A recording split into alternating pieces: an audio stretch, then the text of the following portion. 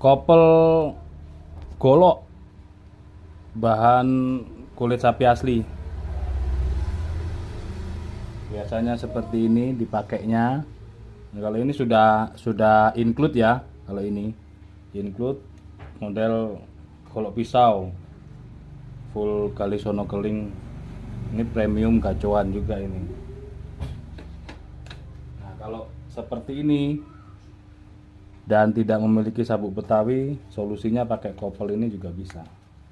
Dan lebih simpel ketika kita bermanuver di Idul Kurban.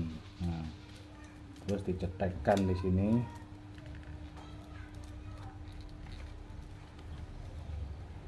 Pakai sabuk biasa atau sabuk Betawian bisa. Segini leganya.